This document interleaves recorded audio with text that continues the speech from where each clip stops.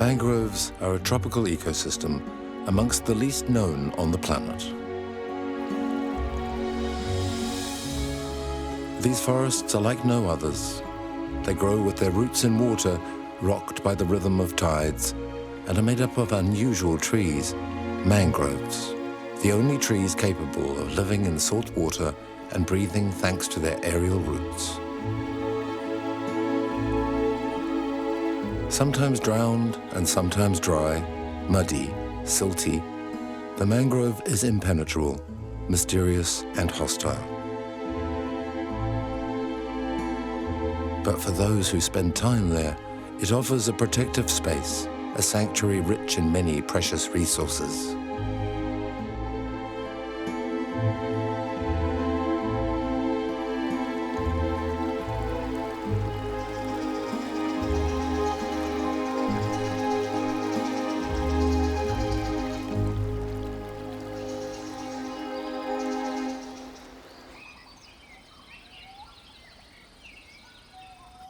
Vietnamese mangroves swarm with intense life. A multitude of species people the dense maze.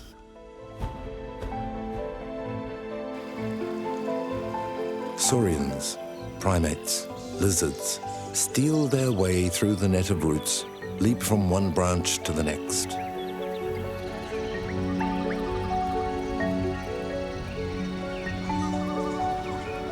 Reptiles and fish lead a disconcertingly amphibian life.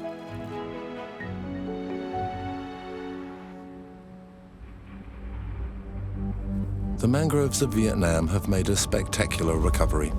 Survivors of the war, nowadays hit by industrial exploitation, regularly damaged by typhoons, still, they are beginning a renaissance.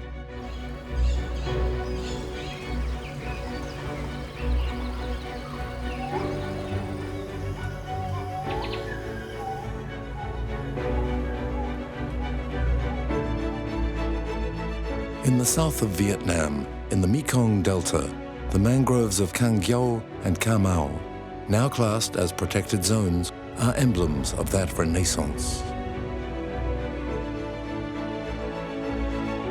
The muddy waters of the Mekong and the humid greenhouse climate of the Tropic of Cancer are an ideal cocktail for mangroves.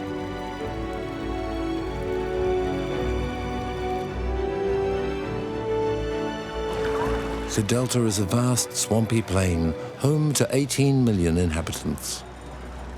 The populations living at the edges of the mangroves are also playing on two fields, land and water.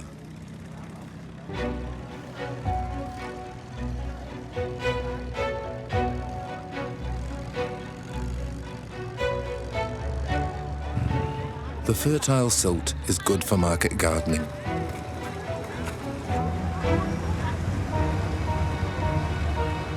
Lots of villagers also fish. In the calm, shallow waters of the delta, the mangroves are a nursery for fish, crustaceans, and shellfish.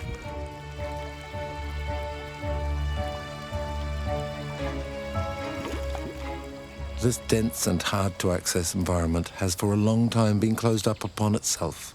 As a result, its resources have been underestimated and are still poorly known.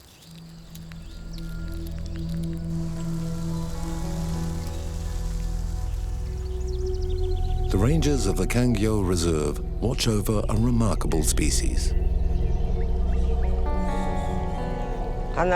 Hey, Tan. There are lots up there. Giant flying foxes are the incarnation of the fear and mystery associated with mangrove forests. With a maximum wingspan of 1.70 meters, the giant flying fox is one of the largest bats.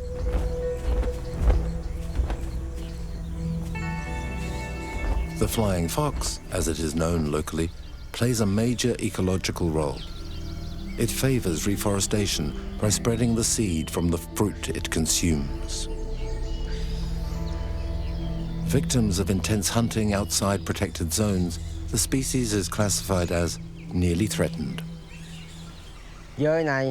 These bats are just looking for a calm space where no one disturbs them. To live peacefully, in the day they sleep, and at night they go looking for food, to return here in the morning. Wherever they go, they come back here, because this is their nest. The flying foxes don't have echolocation. It's by their sense of smell that they are guided. Some feed on flowers and pollen, thereby participating in the pollination of trees. The luxuriant mangroves offer them a safe shelter when the heavens erupt. In 2018, there was a great storm, and the bats took shelter at the base of the trees, in the roots. But they didn't leave.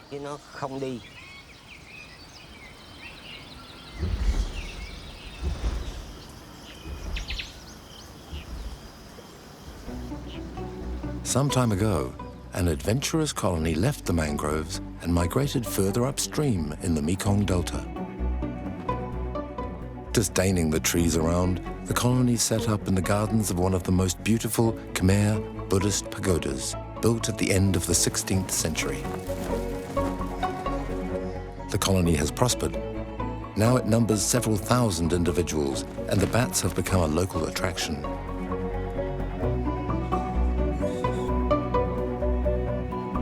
If you can believe the inhabitants, the bats do not fly over the pagoda, but around it in respect, which earns them the sympathy of the monks.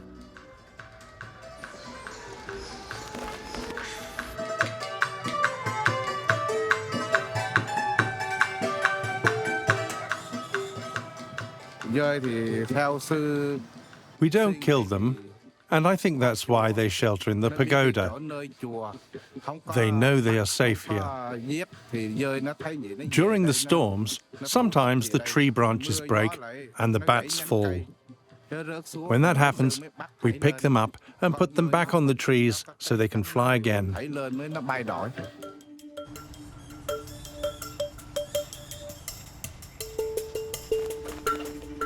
The colony has made the temple so well known that it is now called Chua Doi in tourist guides, the Bat Pagoda, famous throughout Vietnam and beyond.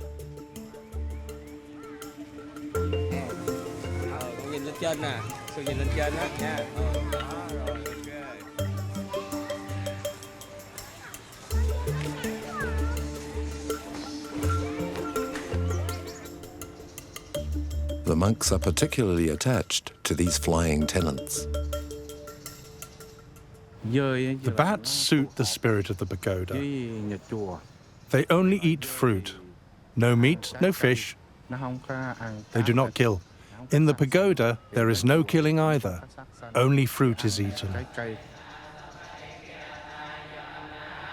The monks of the pagoda interpret the company of the bats as a sign of harmony with the living world.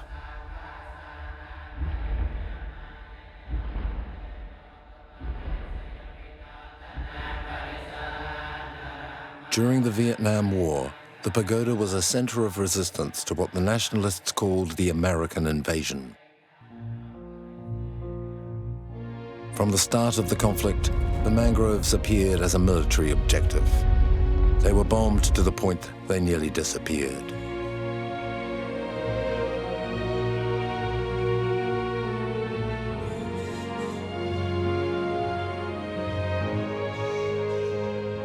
Ecologist Hoang Tri was a witness to the ravages inflicted on the vegetation during the huge war led by the Americans in 1966 against North Vietnam and its Viet Cong allies. Before 1970, the forest had many chemicals spread on it by the American army during the war. The consequences of this were very serious, right up until 1977 when I came here. All the trees were dead. No leaves, nothing but trunks remained. Several North Vietnamese and Viet Cong army units infiltrated the Mekong Delta and hid in the mangroves. Ground attacks were bound to fail, so the American Air Force bombed ceaselessly for 7 years the green fortresses where the enemy were hiding.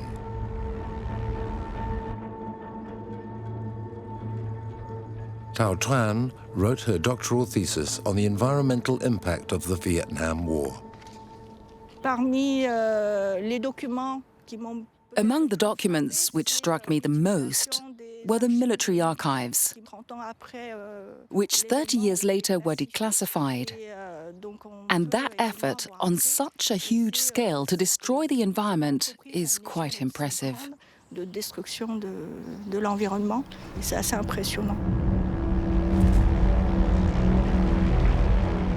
destroy the tree cover, the Americans decided to chemically burn the foliage of the trees with a defoliant which became notorious. Between 1961 and 1971, the American Air Force led 20,000 air raids to spread herbicide in the Mekong Delta.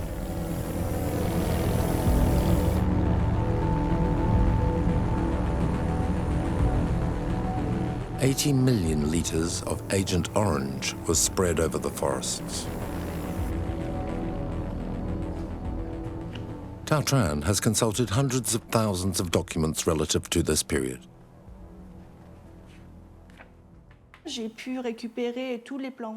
I was able to recover all the flight plans from the American Air Force. And you can see through these campaigns of herbicide spraying on the vegetation, the ground covered by the planes that were spraying, and here on the map, it was specifically Agent Orange. On this satellite image, just after the war in 1973, you can see clearly that these American flights correspond to the holes visible in the vegetation. Agent Orange left in its trail shattered vegetation and soil that was poisoned for a long time.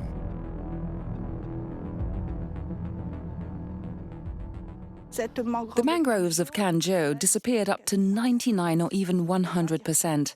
And now, when we return, you don't get the impression there was a war.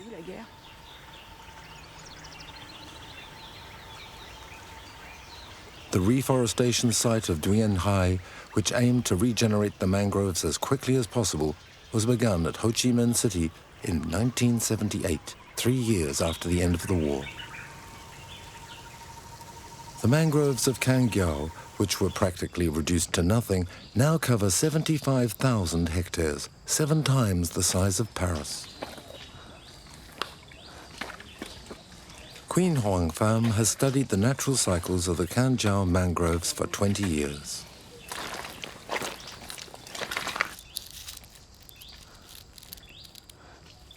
This mangrove is really my second home. Also another office, another lab for me. We have conducted many researches here in the mangrove, in Can Giao mangrove since 2004. Each piece of the puzzle is important, and everything starts in the ground. We usually measure the sediment cores because we want to see the changes of the nutrients state along with the depth.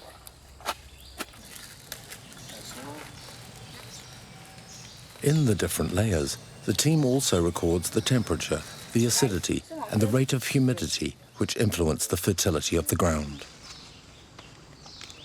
We would like to understand the correlation or the coupling between the sediment nutritional state with the growth of the vegetation. There was a very tight coupling between the concentration at the 40 to 45 centimeters with the concentration of nutrients in the leaves. The trees search out their fuel 40 centimeters underground. The dead leaves which fall from the foliage make up most of the organic material that enriches the soil.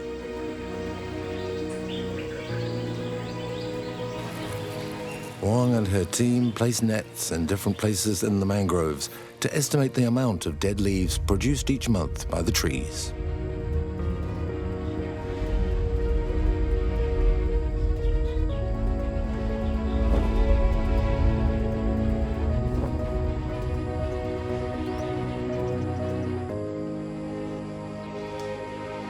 Due to the leaf litter production, we can estimate how much nutrients can be given back to the sediment. You know that the leaf and the twigs and the branches and even trunks will be decomposed to release the nutrient back to the sediment.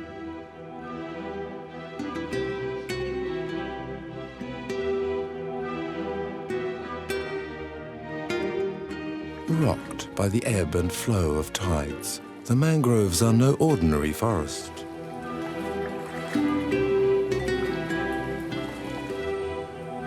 The circulation of water washes and dilutes the salt that accumulates on the surface of the mud, but also carries the dead leaves to the sea. Deprived of organic material, the mangroves would become sterile if there wasn't a population of tireless gardeners.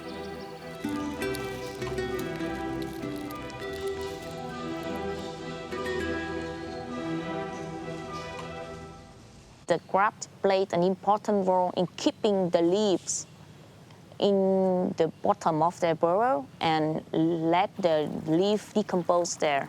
And that's a way to keep the organic matter in the sediment floor, which can subsequently release the nutrients to the sediment. It's estimated that the crabs bury over 80% of the leaves that fall each day. Moreover, the crab burrows help to oxygenate the sediment floor and accelerate the decomposition of the organic matter. Without the crab burrows, the sediment, the bacteria in the sediment and the other plants may be toxic by the lack of oxygen in the sediment, because then they will release the toxic gases like hydrosulfide or methane.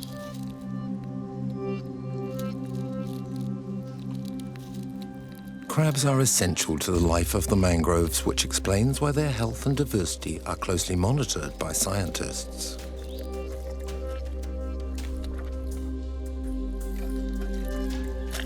The team of Queen Huang periodically check the state of health of the crab population of Cangzhou.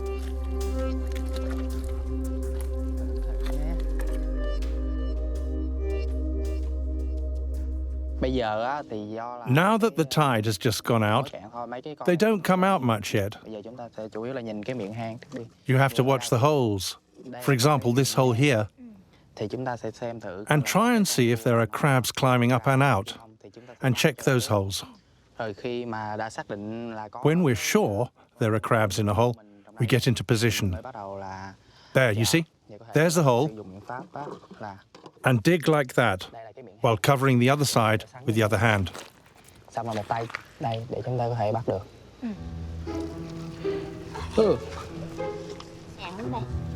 Okay. Once this technical demonstration is done, the crab collection can begin.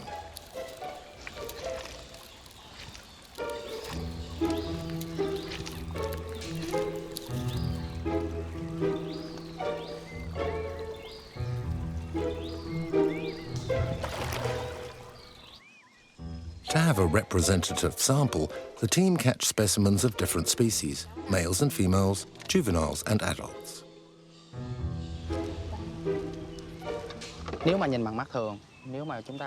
To the naked eye, if you don't have much scientific knowledge, you could think they all belong to the same species. But I think there are 2 or 3 different species here.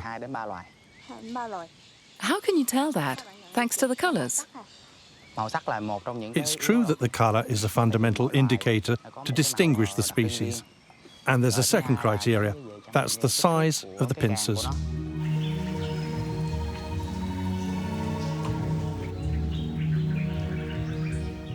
The more crabs there are, the greater the quantity of leaves buried in the mud. The richer the soil is in organic matter, the better for the mangroves. The crabs are also a choice meal for the apes.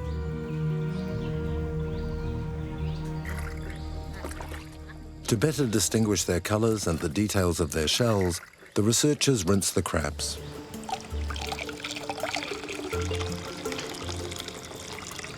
You have to hold the lid or our friends will escape.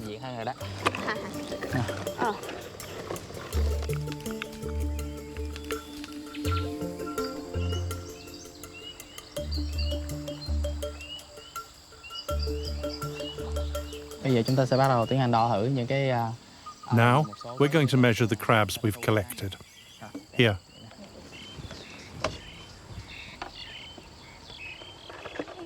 The crab-eating macaques don't lose a morsel of the scientists' work.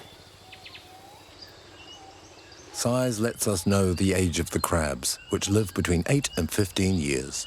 2 centimeters, 38. The measurements show satisfying diversity of species and ages, proof of mangroves in good health. The crab-eating macaques owe their name to their pronounced taste for crabs. They're also called long-tailed macaques. The species is found all over Southeast Asia. The crab-eaters live in communities, the largest having over 60 individuals. The domain of a colony is around a square kilometre in size.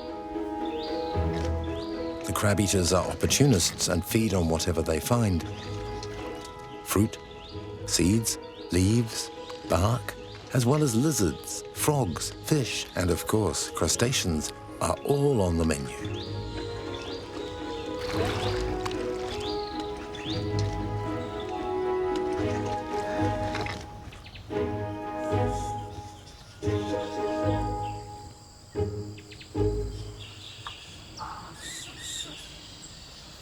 The dominant males are very aggressive with their rivals and despotic with females and the young over whom they exert power.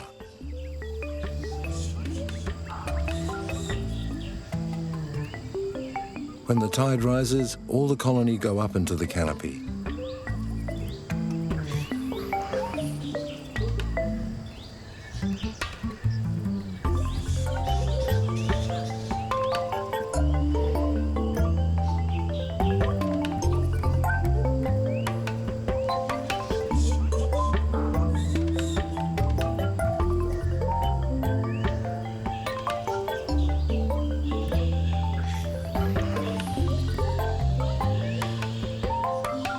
Crab-eaters live close to the water and are good swimmers, but at Cangzhou, having an unexpected bath is not without risks.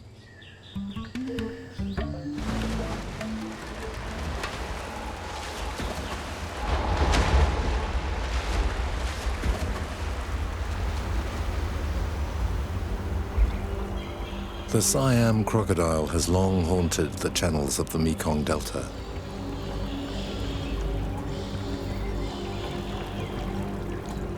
Once very widespread throughout the Indo-Chinese peninsula, this magnificent saurian with its slender body that can grow to 3 meters long is no more than a memory in many places.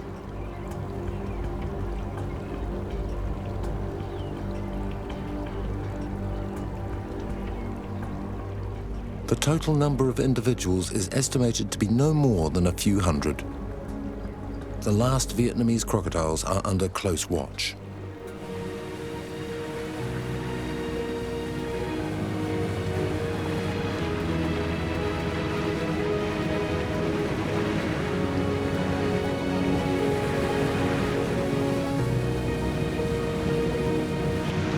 The rangers patrol over the 75,000 hectares of the natural reserve of Cangzhou that shelters the last Siam crocodiles.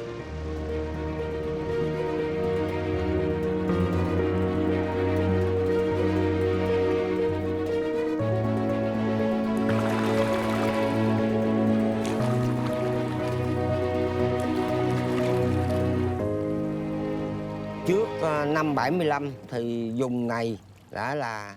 Before 1975, there were lots of crocodiles here, roundabout. But after that date, the fishing boats got more numerous in this zone, and the crocodiles almost disappeared. Không bao giờ không còn con cá sấu nào.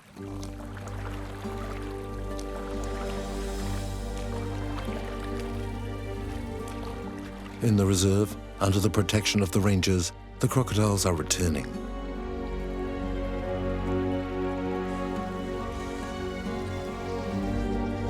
The mangroves of Canjao are also a precious reserve of biodiverse vegetation.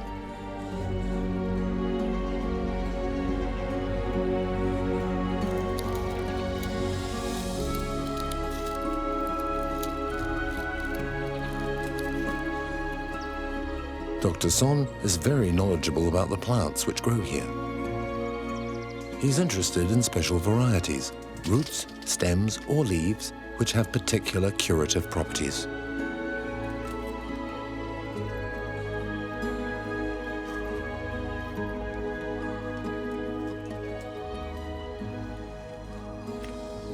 He often comes to collect these medicinal essences in the company of Madame Mo, the head of a charitable pagoda.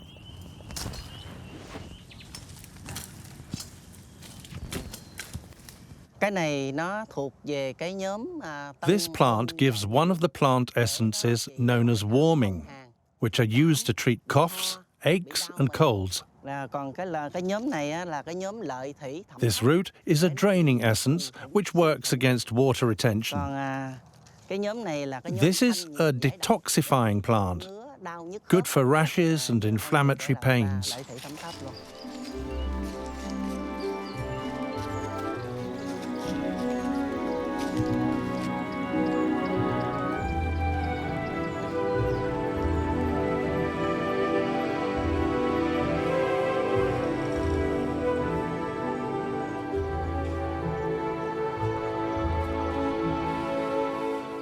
The charitable pagoda of Hung Tan Tu was created 50 years ago.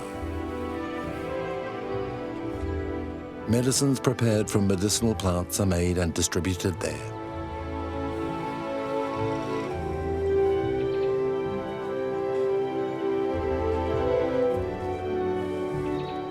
Madame Mo directs the artisan workshops where powders, capsules and infusions are made.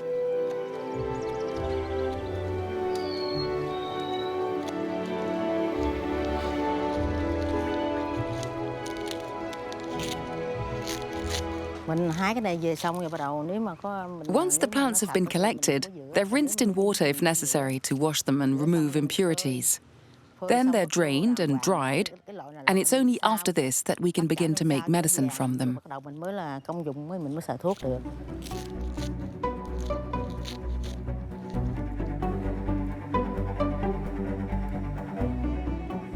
Drying is a delicate phase, watched closely by Madame Mo. The plants need to be sufficiently dehydrated to concentrate the active ingredients, but the sun must not burn them either.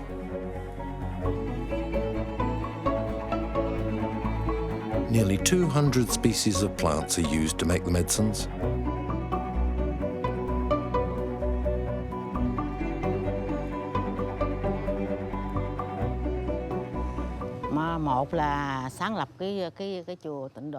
This pagoda was created for the well-being and health of the surrounding population.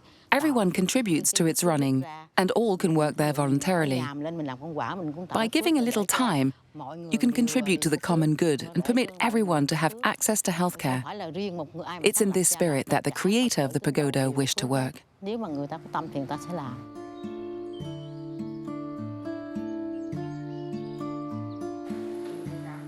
The inhabitants of the neighboring villages and the whole region as well know about the pagoda, which welcomes up to 150 patients each day.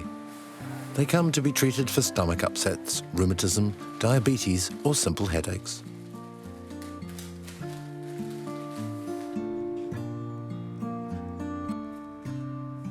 The varieties of plants found in the mangroves depend upon the geographic and climatic environment. The temperature, soil composition, the degree of salinity affect the flora, but also the fauna.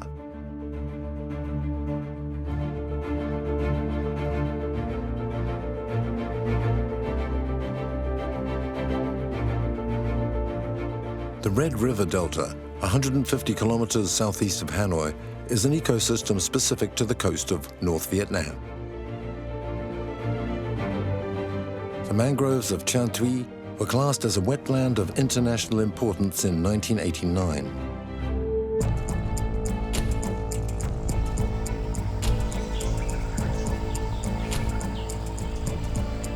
They shelter species of reptiles and amphibians that are still little known.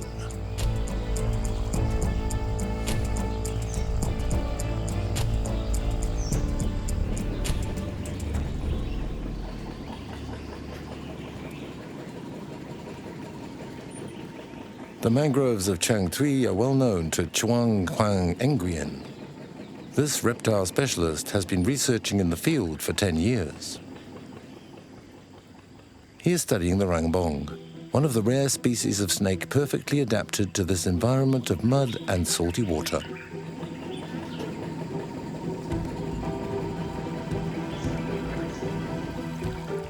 This aquatic snake feeds mainly on small fish.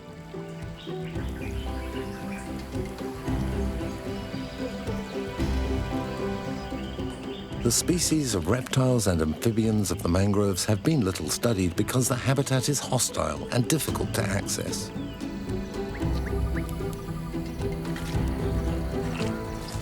The rambong was only observed in the Red River Delta in 2014. Yo, I've got one. It was Trong Quang who first observed them here at Trang Thuy.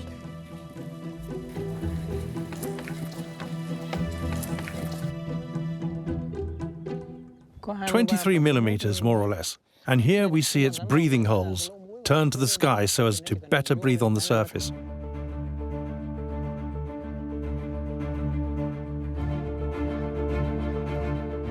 Breathing orifices placed on the top of the head are one of the crucial adaptations of the snake to the flooded environment of the mangroves.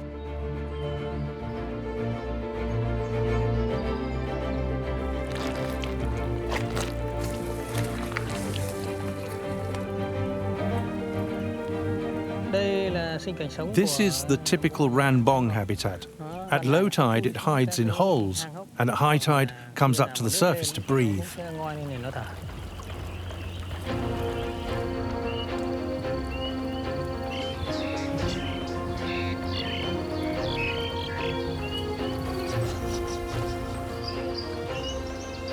In this environment, the rambong has the ideal camouflage.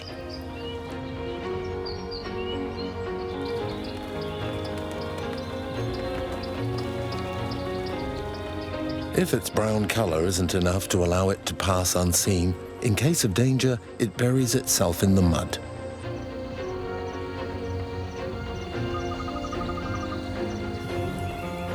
The ease with which it buries itself is precious to it in the typhoon season.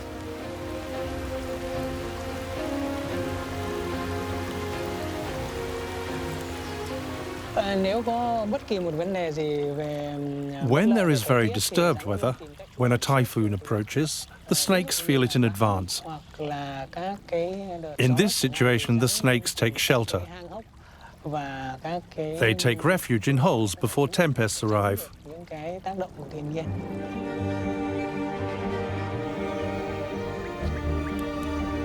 Another of the crucial adaptations of the rambong is its capacity to withstand a saline environment. It can actually excrete the surplus intake of toxic salt.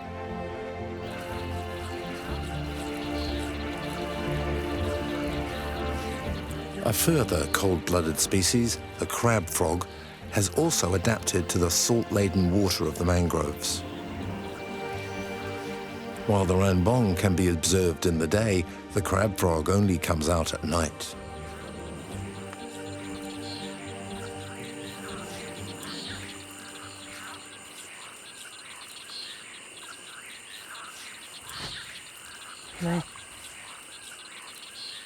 That's a crab frog. It's the emblem of the mangroves. It can excrete excess salt thanks to a filtering system in its kidneys.